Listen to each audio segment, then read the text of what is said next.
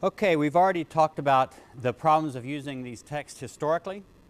If you remember early in the semester, we talked about Galatians 1 and 2 and Acts, and we tried to compare exactly when did Paul go where with regard to Jerusalem, Damascus, Antioch, and we saw that it's very, very difficult to harmonize Galatians 1 and 2 with the account of Acts and Paul's movements around Jerusalem.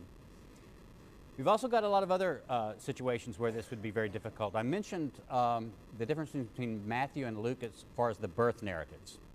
According to, just to try to figure out how this would work, if you took the birth narratives of Matthew and Luke, it would be very, very difficult to find out historically what happened. So for example, if you just take Matthew, as I've said before, his family seems to simply be in Bethlehem. It doesn't say they're from Galilee. It doesn't say they're originally from Nazareth. They're just in Bethlehem. And they're in Bethlehem well before Jesus is born because the wise men in the east see the star, and it takes them enough time to travel from Persia. We're supposed to understand from the narrative because they're called magi, and those are wise men from Persia, all the way to Jerusalem. They meet up with King Herod the Great. He gets his wise men to consult. They then find out they're supposed to go to Bethlehem. They journey to Bethlehem, and then they get there not long after Jesus is born. So according to Matthew, you don't have any time actually in the narrative of Matthew for the whole moving from Nazareth to Bethlehem narrative that you get in the Gospel of Luke. You just don't have time in Matthew. They're just there. And then the angel appears to Joseph in a dream and says, Herod's going to kill all the babies. So Joseph takes the family. They move to Egypt for a while. He gets another dream years later, how many years, who knows, but saying that Herod the Great is now dead. So they go back. They start to go back to Bethlehem because it says that's their home, right? They go back home. They're going to go to Bethlehem. Instead, they move to Galilee to avoid Herod's son, who is at the time, according to Matthew, ruling in Judea. That's the sort of narrative. You get to Luke, and it's very different. They're from Nazareth. That's sort of Mary's hometown is Nazareth. All the pregnancy of Jesus takes place with Mary in Nazareth. She even goes to Judea to visit her kinswoman Elizabeth, who's the mother of John the Baptist, according to the Gospel of Luke. And then she goes back to Nazareth, and then it's according to this census, the world census, that they go to Bethlehem. And it's why they're in Bethlehem in the stable, because you don't have a stable in Matthew. They're just maybe in a home, or according to a lot of traditions, there was a cave somewhere that Jesus was born in. But it's in Luke that you get the whole story about the Christmas story about the stable that Jesus is born in, because there's no room in the inn.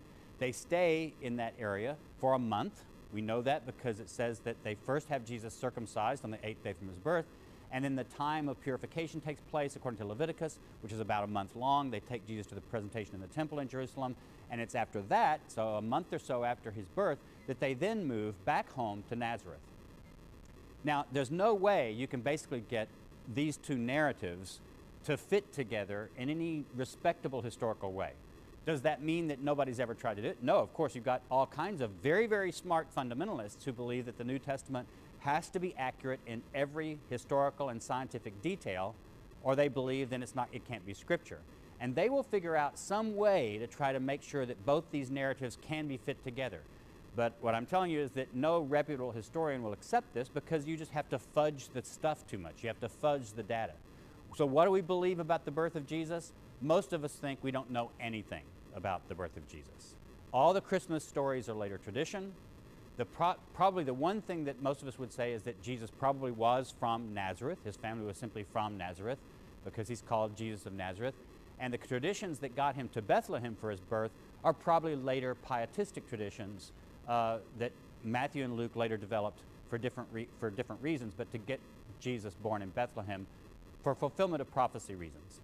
So if you take the birth of Jesus as in Luke and Matthew, it's from a historical point of view, it's impossible really to harmonize them without coming up with fantastic, unbelievable conjugations of Jesus moving back and forth to Egypt and the Holy Family and all this sort of thing. We get lots of other kinds of things about this too. What are some obvious historical problems with a historical Jesus? Well, one of the things is the trial of Jesus. there are different versions of the trial of Jesus in the Gospels.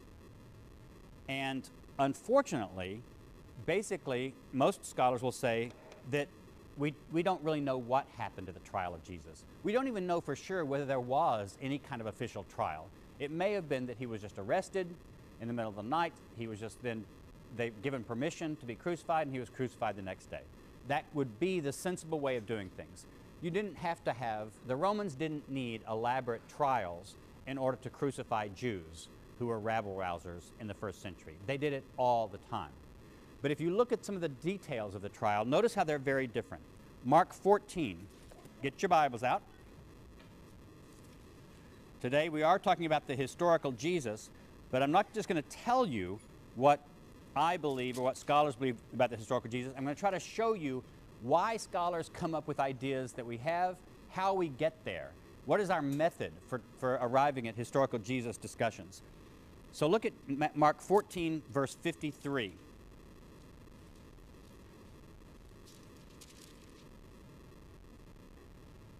the wrong place. They took Jesus to the high priest, and all the chief priests, the elders, and the scribes were assembled. Peter had followed him at a distance, right into the courtyard of the high priest, and he was sitting with the guards, warming himself at the fire. Now the chief priests and the whole council were looking for testimony against Jesus to put him to death, but they found none. For many gave false testimony against him, and their testimony did not agree. Some stood up and gave false testimony against him, saying, "We have heard him say, 'I will destroy this temple that is made with hands, and in 3 days I will build another not made with hands.'" But even on this point, their testimony did not agree. Then the high priest stood up before them and asked Jesus, "Have you no answer? What is it that they testify against you?" But he was silent and did not answer. Again the high priest asked him, "Are you the Messiah, the Son of the Blessed One?" Jesus said, "I am, and you will see the Son of Man seated at the right hand of power and coming with the clouds of heaven." That's a quotation from Daniel. So Jesus basically just says, "I am," and then quotes Daniel. And then it says, the high priest accused him of prophecy. And then look at chapter 15. Beginning of chapter 15. As soon as it was morning, the chief priests held a consultation with the elders and scribes and the whole council. They bound Jesus, led him away, and handed him over to Pilate.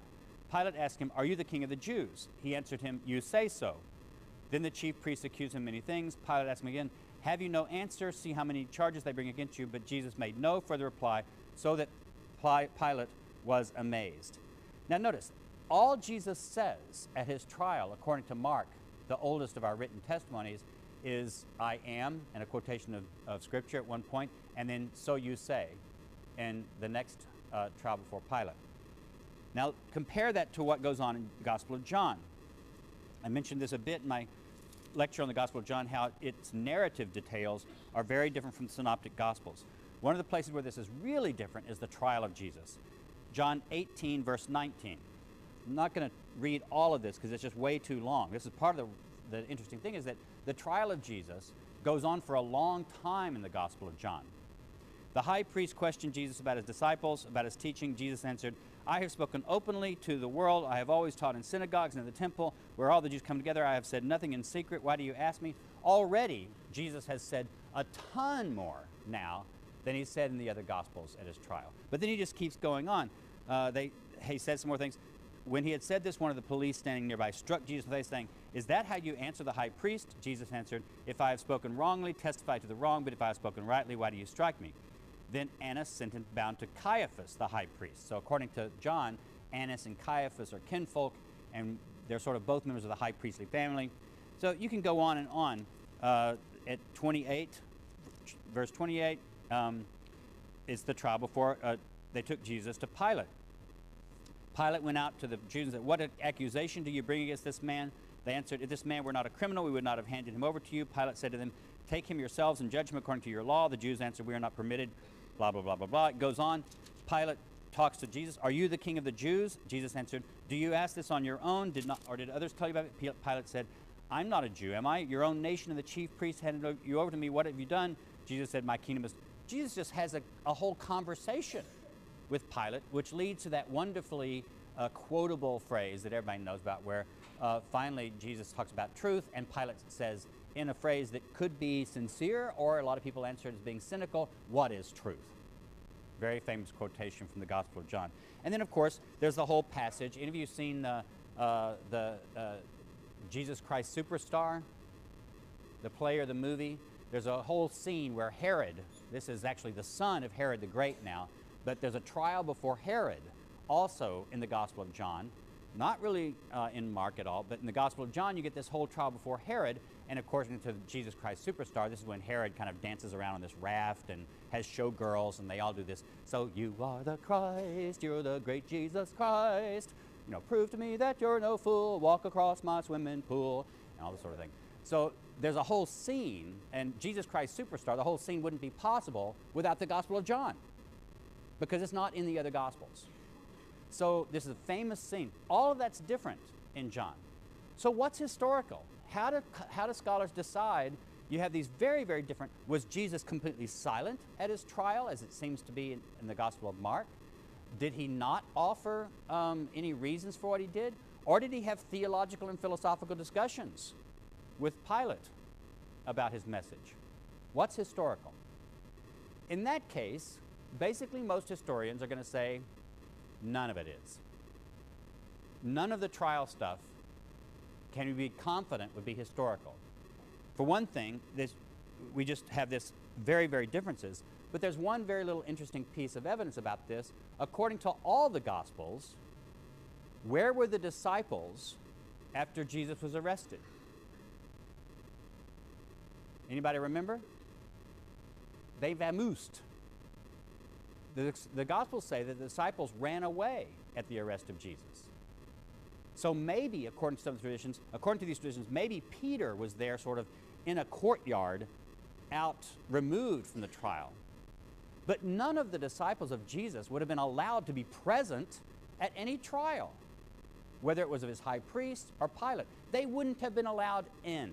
These were peasants from Galilee. They're fishermen. They don't go walking into Pilate's headquarters.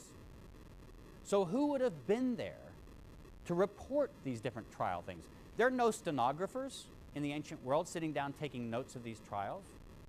There are no court records. There are no journalists. Nobody was there who later Christians had access to so that they could possibly have known what went on in the trial.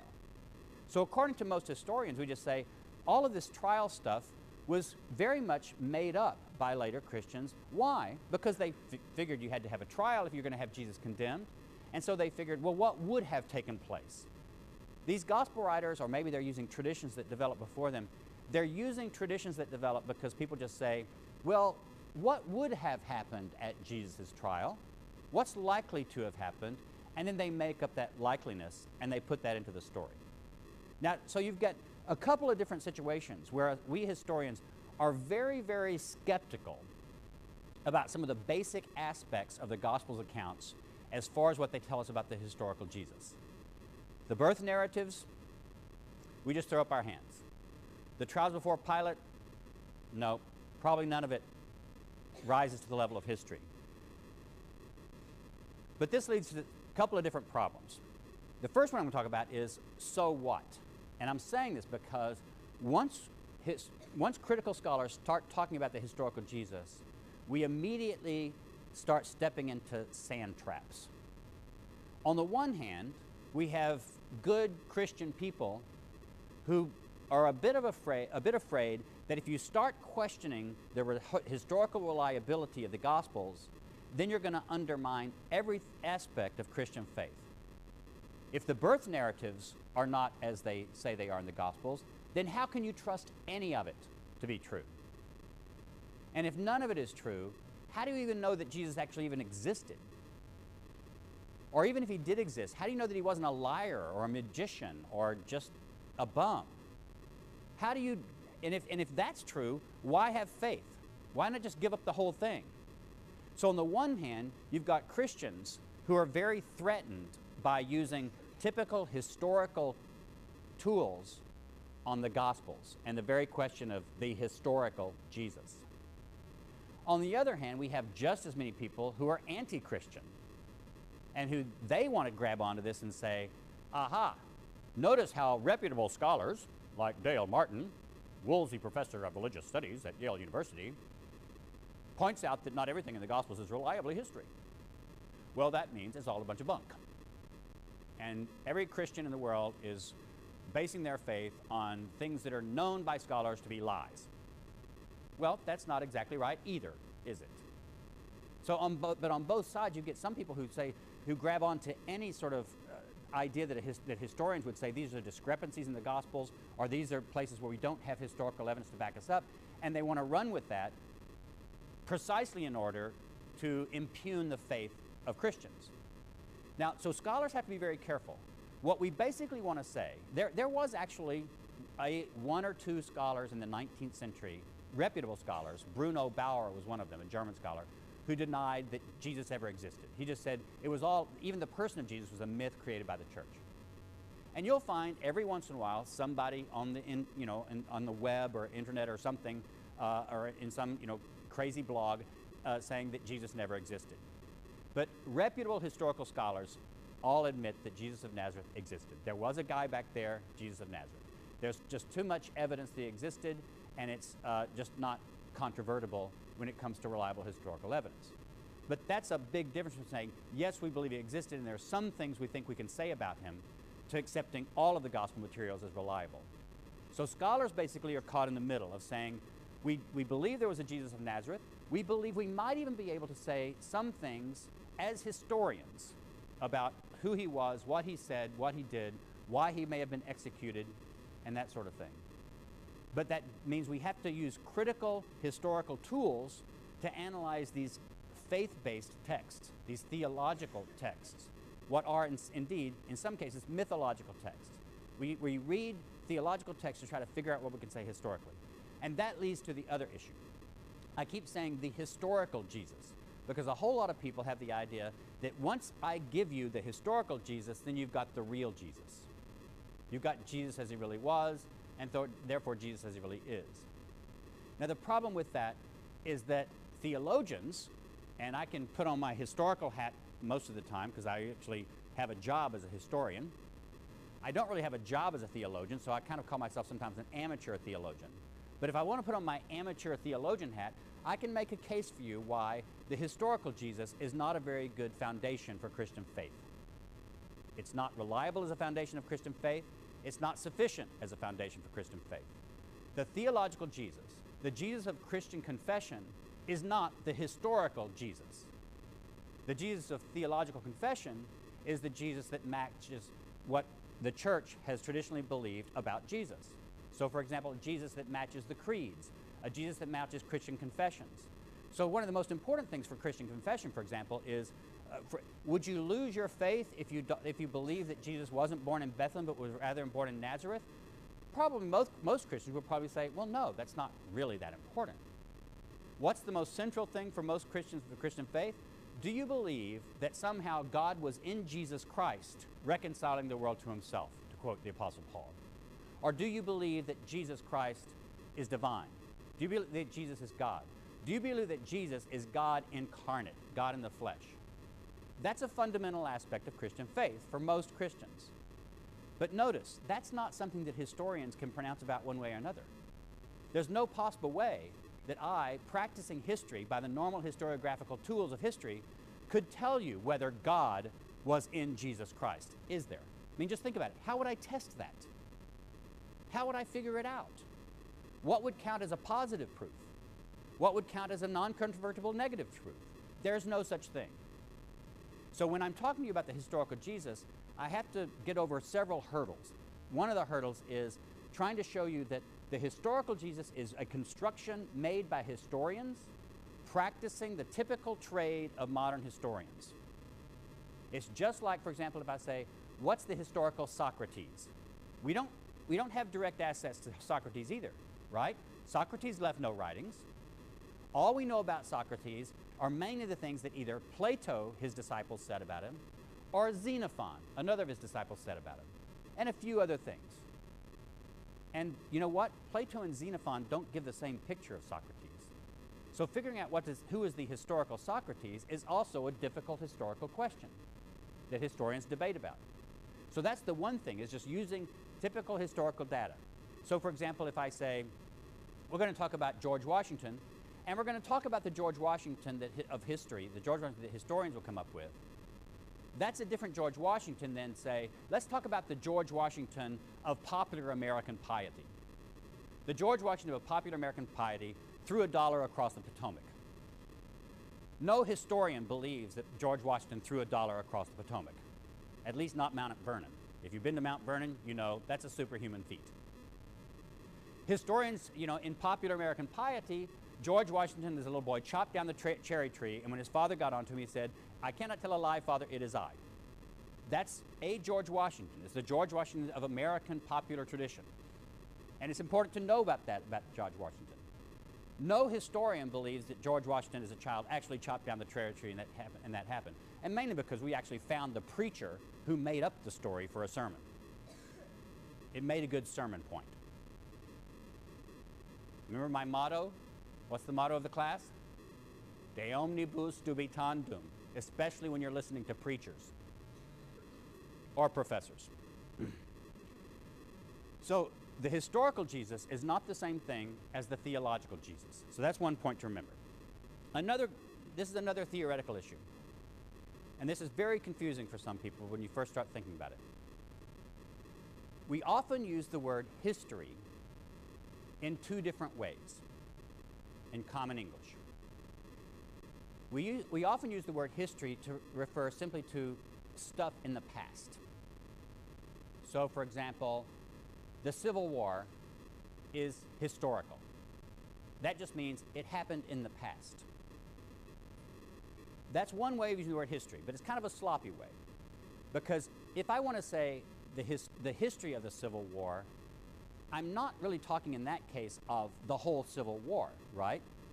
A historical account of the Civil War is a narrative that will be constructed by a historian to represent a story about whatever happened in the past. But it can't replicate the past, right?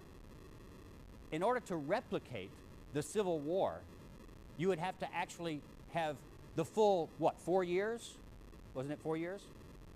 However long the Civil War took to fight, you would have to have that amount of time, because every tiny detail, every action, every person, every word, every letter, everything anybody said, every tiny battle, every ant that crawled over a decomposing corpse is part of the past of the Civil War. That's not the history of the Civil War. That's the Civil War as it occurred in the past. The history of the Civil War is an account of whatever happened in the past that a historian constructs and then tells you. So when we use the word history in that more professional sense, we're not talking about the past, we're talking about an account of the past. So often philosophers of history like to separate these two words out, and they'll use the word past for the event that occurred in the past. They'll use the word history for an account of the event that occurred in the past. Now notice what that means. Histories are accessible to us, right? You can go to the store and buy a history of the Civil War. You can buy a history of George Washington. And you can buy a history of Jesus Christ. Does the history of the Civil War that you buy in the store give you the Civil War? No. It gives you an account of the Civil War. The actual Civil War is radically inaccessible to you. It's inaccessible. You can't get it. Think about this. How would you actually recover the actual past of the Civil War? How would you do it? Let's say you can't travel in time like in TV. Let's just say that hypothetically.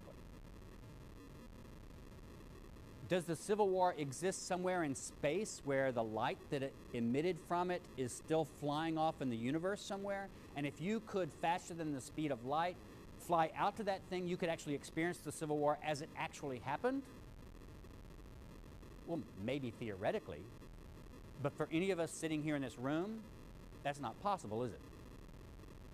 In other words, this is a radical thought to some people. But the past no longer exists for you and me. It's radically gone. The past is non-existent when it comes to our experiences of it. All we can experience are different accounts of the past. We can experience different constructions of the past. We cannot experience the past itself. It's gone. It's lost to us forever. That means the historical Jesus, as Jesus actually existed in history, is inaccessible to you. You will not find him. You cannot find him. You will never find him. What you can do is, using the trades, the tricks of the trade of modern historiography, you can play by the rules of modern historiography, and you can construct a historical Jesus.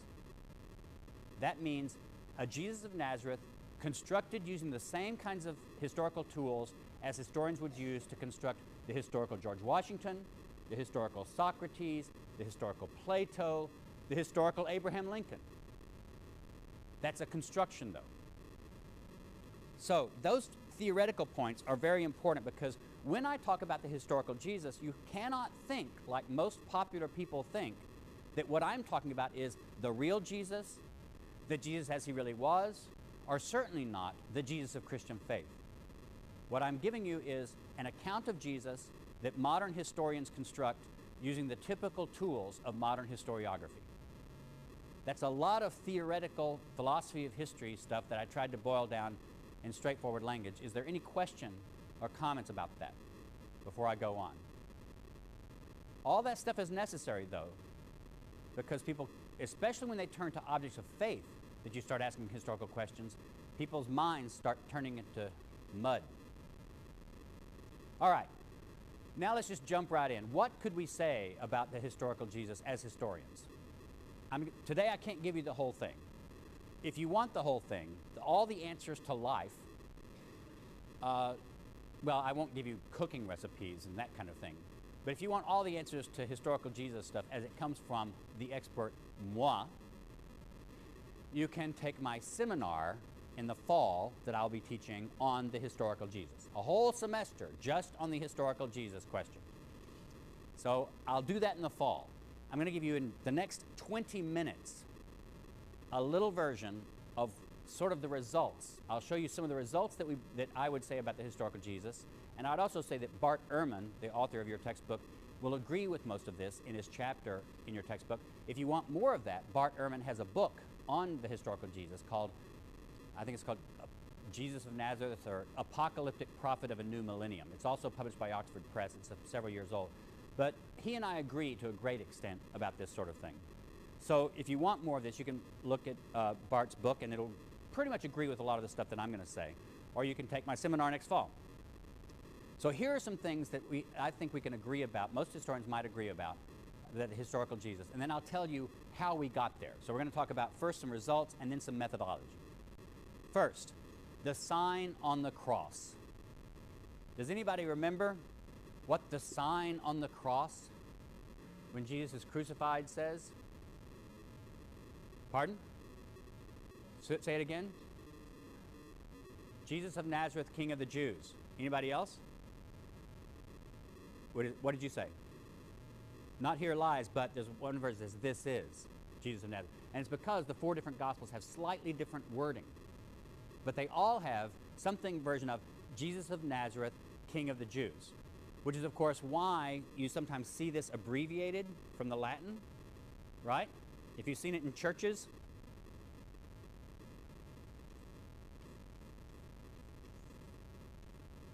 Inri, have you ever seen that on a cross or something like that in a church? Jesus of Nazareth in Latin, Rex, King Judaeorum of the Jews. So that, notice how though it's slightly different. Let's look, if you've got your Bibles, it's Mark 15:26. If you've got a parallel version, I'm going to be looking at Throckmorton because it has the synoptic parallels. It's Throckmorton paragraph 249. But somebody put your finger on Mark 15:26.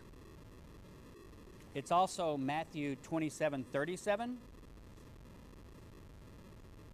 It's also Luke 23:38.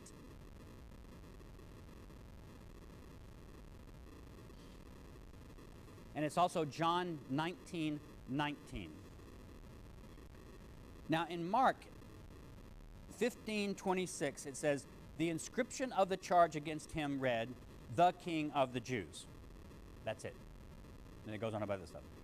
Look over right next to it on Matthew. It says, over his head they put the charge against him and said, this is Jesus, the King of the Jews. So it's slightly different. Luke 23, what did I say? 38? There it is, There was also an inscription over him, "This is the King of the Jews." And who has the John version? John 19:19. Did anybody put their finger on John 19:19? Jesus of Nazareth, King of the Jews. And doesn't it say in John that it was in different languages? Or am I forgetting? That's right, Hebrew, Latin, and Greek in the Gospel of John. So that's what we've got. One of the things that most scholars will say is, we think that's historical. And why do we think it's historical? Well, for one thing, it comes from at least two independent sources, right? What are the two independent sources that it comes from? It's in all four Gospels, but all four Gospels aren't independent sources, are they? Why? Because we believe that Matthew and Luke used Mark. So if Matthew and Luke copied it from Mark, that makes Mark one source. Did the author of John use the Gospel of Mark? Not according to the theory we're using in this class. Some people might say yes, some scholars might say yes, but in this class we're going on the theory that the Gospel of John probably didn't use Mark as one of his sources. So you've got the Gospel of John as one source for this. You've got the Gospel of Mark as another source for this. So you have two of what scholars are willing to treat as independent sources, which both have this nice little piece of data, this datum right there. Now the other thing is that might be interesting to you, for you to know, King of the Jews is not a Christological title that early Christians used about Jesus. Remember in the Gospels, we've seen a lot of different titles for Jesus. He's the teacher, he's the Son of God, he's the Messiah, he's the Holy One of Israel, we just saw. He has a lot of things, and these things are obviously things, early Christians called him Lord, they called him Son of God, but they didn't call him King of the Jews. It was one of the titles of Jesus that apparently the earliest followers of Jesus didn't latch onto. So we don't see it in the letters of Paul, and we don't see it elsewhere in the Gospels. So what scholars have said is, look, this thing, King of the Jews, doesn't look like a Christological confessional title that Christians made up and then put into the Gospel. It goes against the tendency of the Christian writers themselves, because it's not one of their titles. If it had said, "This is Jesus of Nazareth, the Lord of heaven and earth," then scholars would say, well, that sounds like a Christian confession. But saying Jesus of Nazareth, King of the Jews, doesn't sound like a Christian confession. So it goes against the tendency of the writers themselves, and we say, well, maybe then it's historical. Maybe it's a little glimpse of history sitting in there. So that's one thing. The sign on the cross, most scholars say that's historical. Now I'll talk about why that's important. It's a very small detail, but it could be very important. Yes, sir?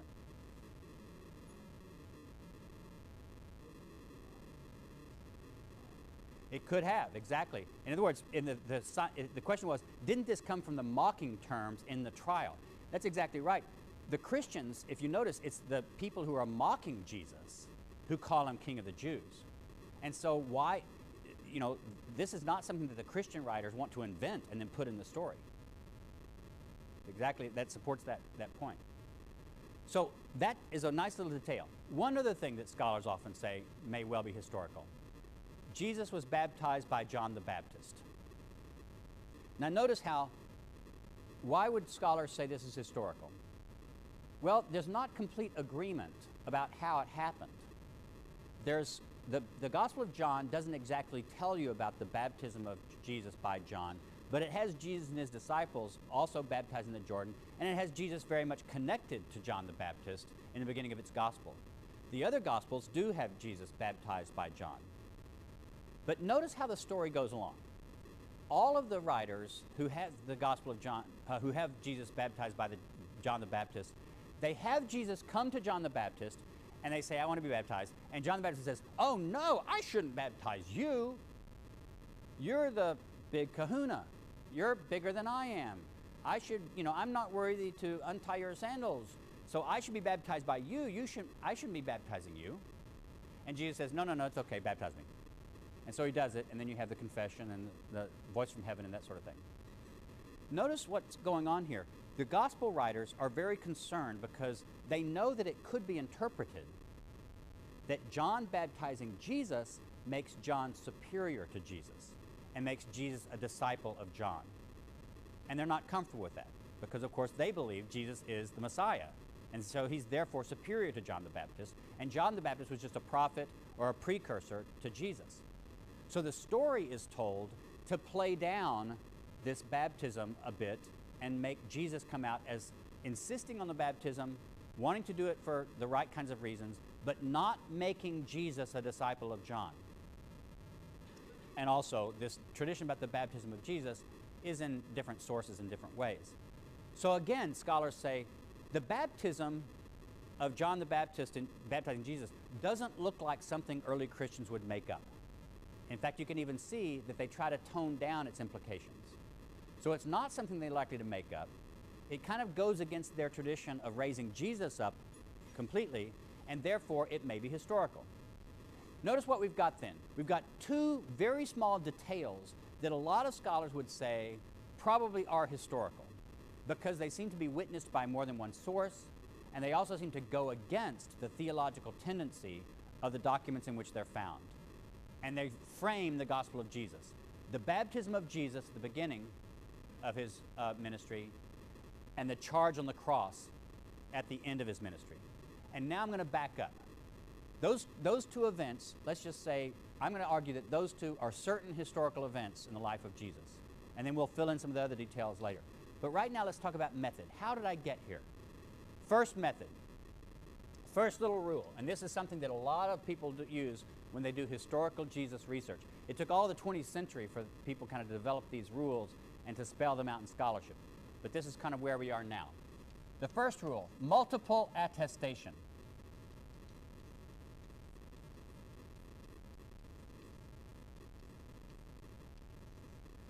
That means when you have more than one independent source that has a saying or an event about Jesus, you tend to give it a little more weight.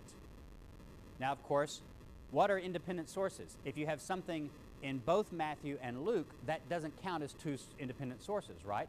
Because both Matthew and Luke could have gotten that from Mark, or they could have gotten it from Q.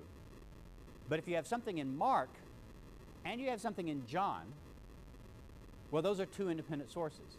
If you also have something in the Gospel of Thomas, then most of us scholars would say, well, some people say the Gospel of Thomas may have known the other Gospels, but most of us would say we're going to treat him as an independent source because he's not verbatim quoting the other Gospels most of the time.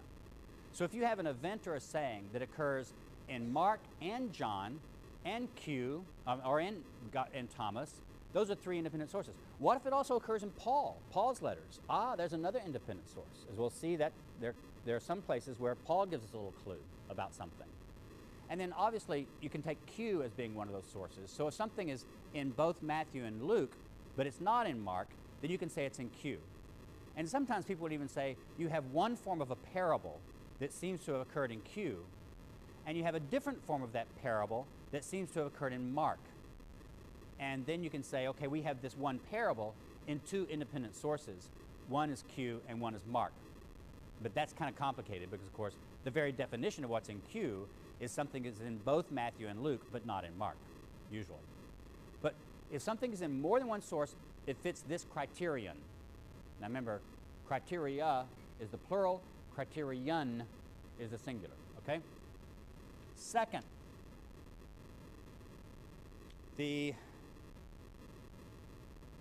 actually, let me illustrate this again.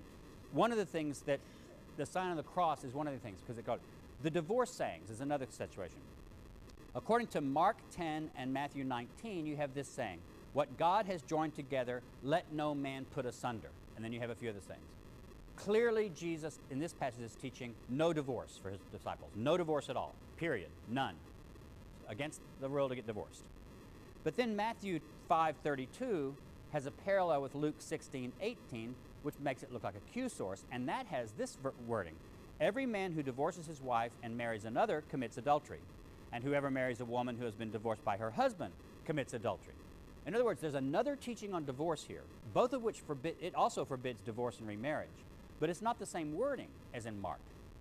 So scholars say that looks like a Q saying on divorce, in which Jesus still forbids divorce and remarriage, but it's not the same wording as the Mark saying. So we have two separate sayings in different wordings, but they both have Jesus forbidding divorce. and at least divorce and remarriage. One in Q, one in Mark, two independent sources. It's really neat then we find Paul in 1 Corinthians 7, 10 through 11 says this. So this is Paul, a quotation from Paul. To those who are married, I command, that is Paul, and then he says, not I, but the Lord. So Paul even knows he's quoting a saying of the Lord Jesus. So he goes on to say that the woman must not separate from her husband. If indeed she does separate, let her remain unmarried or be reconciled to her husband, and a man must not put away his wife. Now, most of us believe that's Paul's wording because you can tell the way he's kind of fudging around with some of the details of the saying. But at least Paul gives a witness that he knows of an anti-divorce saying by Jesus also.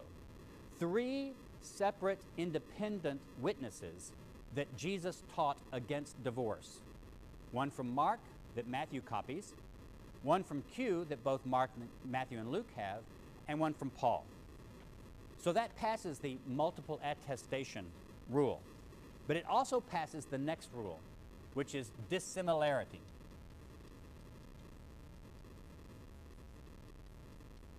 When you find something in a source, an early Christian source, that seems to go against the very inclinations of that source or of early Christianity, it's more likely to be historical. Something that swims against the tide of early Christian expectation. Now, why does the divorce saying is multiply attested? It also passes the dissimilarity thing because almost all of these authors, except for Mark, they both seem to know that Jesus prohibited divorce entirely, but then they go on to modify the rule a bit. Because, I mean, let's face it, people get divorced. Early Christians got divorced. So Paul says, okay, well, you're not supposed to get divorced, but if you do get divorced, then you should do this. So the very writers who pass on an anti-divorce saying also fudge the saying just a bit, which shows that the saying is more radical than their own ethics are. In other words, the anti-divorce saying is dissimilar to the very practices of these early Christians. It's more radical than they are themselves practicing. And that's a clue that the saying itself goes back to the historical Jesus, according to this method. So dissimilarity is any kind of thing that doesn't fit early Christian tendencies. The sign on the cross, I already talked about that. It wasn't a confession of Jesus. The baptism of John, it's not something they likely would have invented.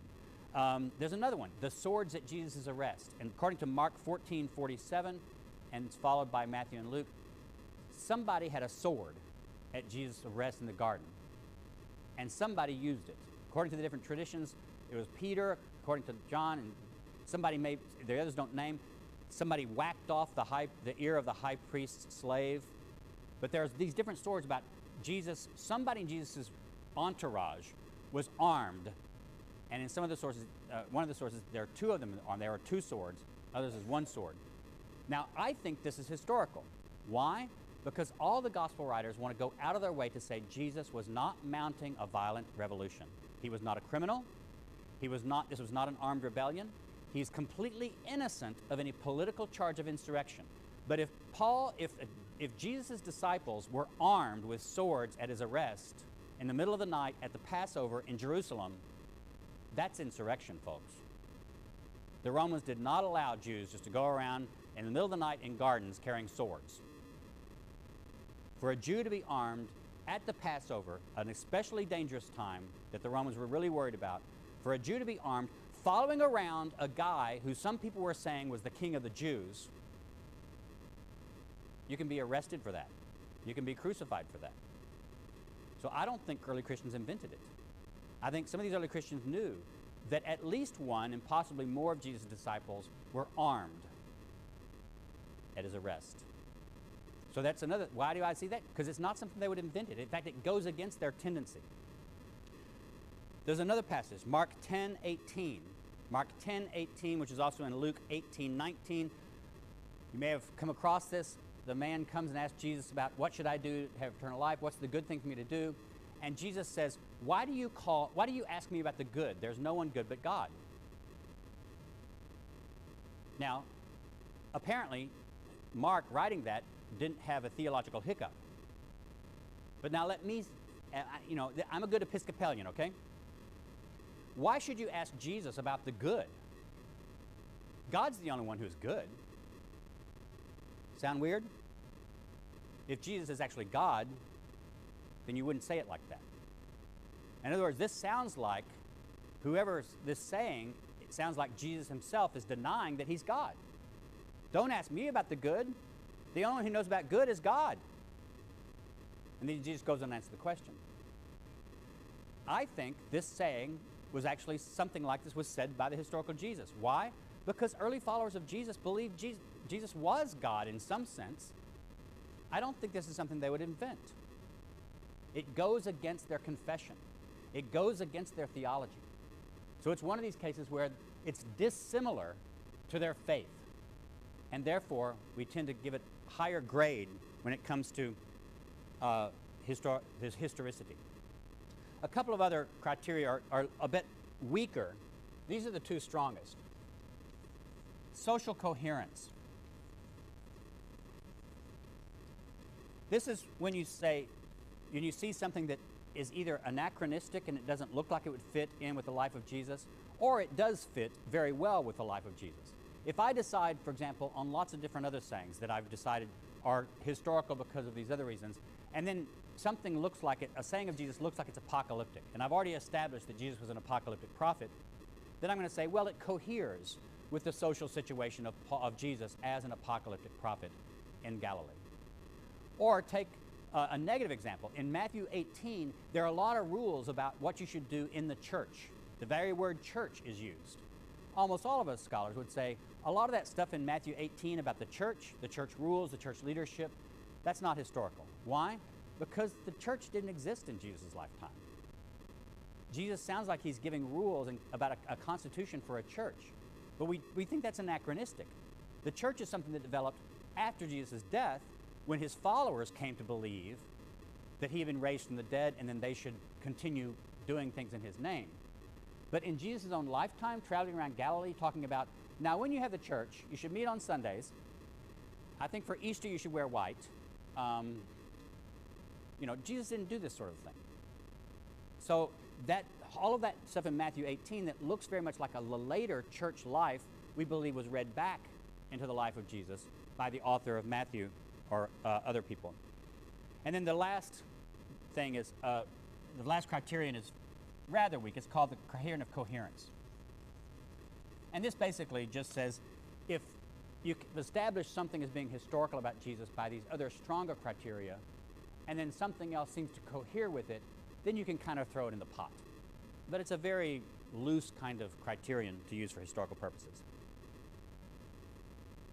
Now, so where are we? That's the methodology. If we're going to come up with some basic ideas about Jesus, here's where I would say I would end up with. And there's some of this that's very controversial. I would say, though, that Jesus was an apocalyptic prophet, an apocalyptic Jewish prophet. One of the reasons that Jesus' life was framed by two apocalyptic events.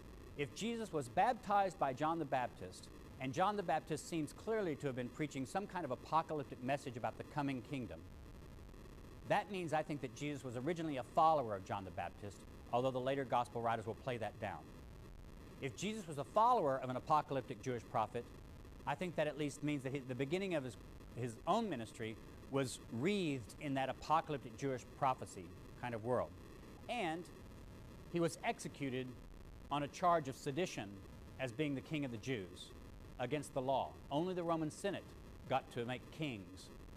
And if Jesus was going around claiming, and I'm not saying he was claiming, but if other people were claiming that he was the king of the Jews, the only way to understand that, I think, in this situation is that he believed that he was going to be the Messiah that would come at the end of time and overthrow the Romans. So his death was also apocalyptic. The temple incident, we could talk about that. Did Jesus go in and throw the money changers out and cleanse the temple, as it said? I think that's historical. It goes against the tendency of the Gospels to portray Jesus as nonviolent and non-confrontational in that last week. I think he therefore did it.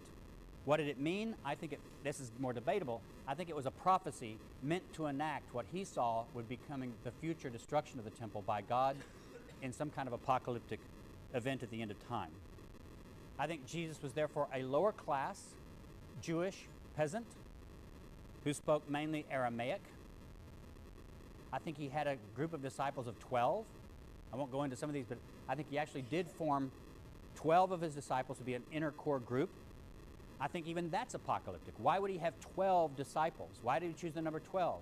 Because there were 12 tribes of Israel that would be reconstituted at the end of time, according to Jewish expectation. I think there are also women that were part of his inner circle, and this is because women later in early Christianity were marginalized from leadership positions, but there's all kinds of evidence from the resurrection narratives to the presence of Mary Magdalene to other women that they were part of his inner circle of disciples. I think that he never taught the end of the Jewish law, but I think he did teach what was something of a liberalizing version of the Jewish law.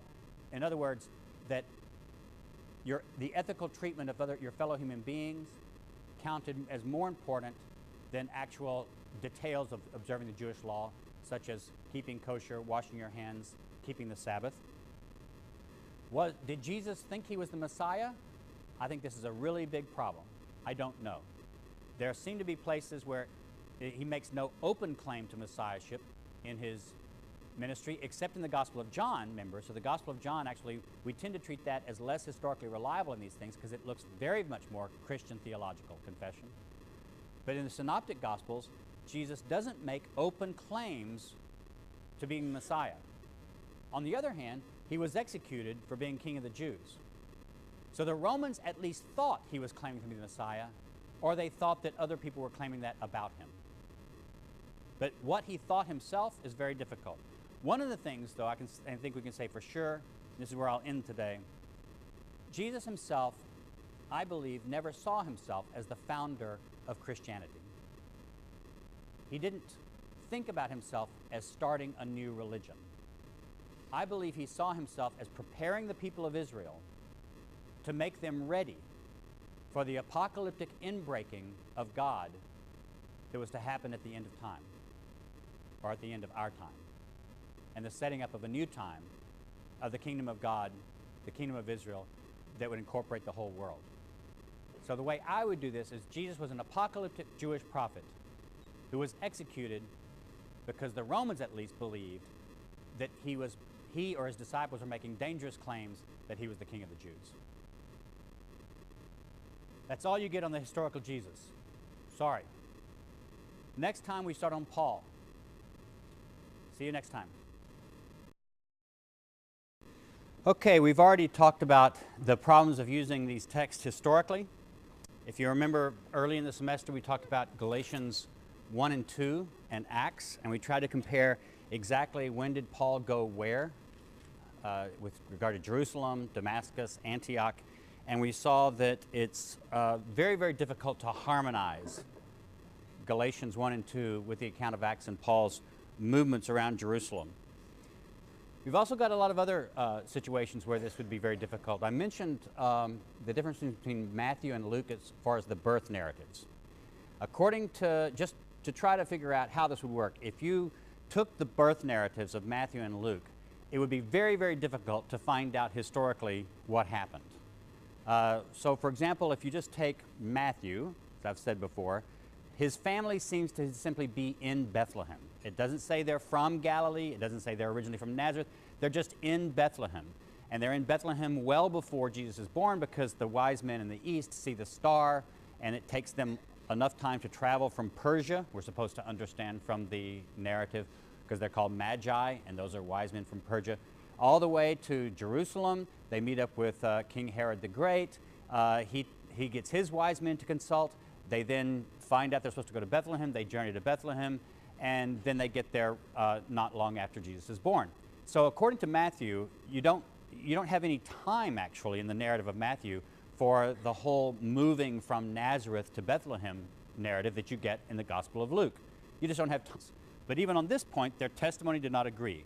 Then the high priest stood up before them and asked Jesus, "Have you no answer? What is it that they testify against you?" But he was silent and did not answer. Again the high priest asked him, "Are you the Messiah, the Son of the Blessed One?" Jesus said, "I am, and you will see the Son of Man seated at the right hand of power and coming with the clouds of heaven." That's a quotation from Daniel. So Jesus basically just says, "I am," and then quotes Daniel. And then it says, the high priest accused him of prophecy. And then look at chapter 15, beginning of chapter 15. As soon as it was morning, the chief priests held a consultation with the elders and scribes and the whole council. They bound Jesus, led him away, and handed him over to Pilate. Pilate asked him, "Are you the king of the Jews?" He answered him, "You say so." Then the chief priests accused him of many things. Pilate asked him again, "Have you no answer? See how many charges they bring against you." But Jesus made no further reply, so that Pilate was amazed. Now notice, all Jesus says at his trial, according to Mark, the oldest of our written testimonies, is "I am," and a quotation of Scripture at one point, and then "so you say," in the next trial before Pilate. Now compare that to what goes on in the Gospel of John. I mentioned this a bit in my lecture on the Gospel of John, how its narrative details are very different from the Synoptic Gospels. One of the places where this is really different is the trial of Jesus. John 18, verse 19. I'm not going to read all of this because it's just way too long. This is part of the interesting thing, is that the trial of Jesus goes on for a long time in the Gospel of John. The high priest questioned Jesus about his disciples, about his teaching. Now, there's no way you can basically get these two narratives to fit together in any respectable historical way. Does that mean that nobody's ever tried to do it? No, of course. You've got all kinds of very, very smart fundamentalists who believe that the New Testament has to be accurate in every historical and scientific detail, or they believe then it can't be Scripture. And they will figure out some way to try to make sure that both these narratives can be fit together. But what I'm telling you is that no reputable historian will accept this, because you just have to fudge the stuff too much. You have to fudge the data. So what do we believe about the birth of Jesus? Most of us think we don't know anything about the birth of Jesus. All the Christmas stories are later tradition. Probably the one thing that most of us would say is that Jesus probably was from Nazareth. His family was simply from Nazareth, because he's called Jesus of Nazareth. And the traditions that got him to Bethlehem for his birth are probably later pietistic traditions that Matthew and Luke later developed for different reasons, but to get Jesus born in Bethlehem for fulfillment of prophecy reasons. So if you take the birth of Jesus as in Luke and Matthew, it's, from a historical point of view, it's impossible really to harmonize them without coming up with fantastic, unbelievable conjugations of Jesus moving back and forth to Egypt and the Holy Family and all this sort of thing. We get lots of other kinds of things about this too. What are some obvious historical problems with a historical Jesus? Well, one of the things is the trial of Jesus. There are different versions of the trial of Jesus in the Gospels. In Matthew, they're just there. And then the angel appears to Joseph in a dream and says, Herod's going to kill all the babies, so Joseph takes the family. They move to Egypt for a while. He gets another dream years later, how many years, who knows, but saying that Herod the Great is now dead. So they go back. They start to go back to Bethlehem because it says that's their home, right? They go back home. They're going to go to Bethlehem. Instead, they move to Galilee to avoid Herod's son, who is at the time, according to Matthew, ruling in Judea. That's the sort of narrative. You get to Luke, and it's very different. They're from Nazareth. That's sort of Mary's hometown, is Nazareth. All the pregnancy of Jesus takes place with Mary in Nazareth. She even goes to Judea to visit her kinswoman Elizabeth, who's the mother of John the Baptist, according to the Gospel of Luke. And then she goes back to Nazareth, and then it's according to this census, the world census, that they go to Bethlehem. And it's why they're in Bethlehem, in the stable, because you don't have a stable in Matthew. They're just maybe in a home, or according to a lot of traditions, there was a cave somewhere that Jesus was born in. But it's in Luke that you get the whole story about the Christmas story about the stable that Jesus is born in, because there's no room in the inn. They stay in that area for a month. We know that because it says that they first have Jesus circumcised on the 8th day from his birth, and then the time of purification takes place according to Leviticus, which is about a month long. They take Jesus to the presentation in the temple in Jerusalem, and it's after that, so a month or so after his birth, that they then move back home to Nazareth. And unfortunately, basically, most scholars will say that we don't really know what happened to the trial of Jesus. We don't even know for sure whether there was any kind of official trial. It may have been that he was just arrested in the middle of the night. He was just then, they've given permission to be crucified, and he was crucified the next day. That would be the sensible way of doing things. You didn't have to have, the Romans didn't need elaborate trials in order to crucify Jews who were rabble-rousers in the first century. They did it all the time. But if you look at some of the details of the trial, notice how they're very different. Mark 14, get your Bibles out. Today we are talking about the historical Jesus, but I'm not just going to tell you what I believe or what scholars believe about the historical Jesus. I'm going to try to show you why scholars come up with ideas that we have, how we get there. What is our method for arriving at historical Jesus discussions? So look at Mark 14, verse 53. In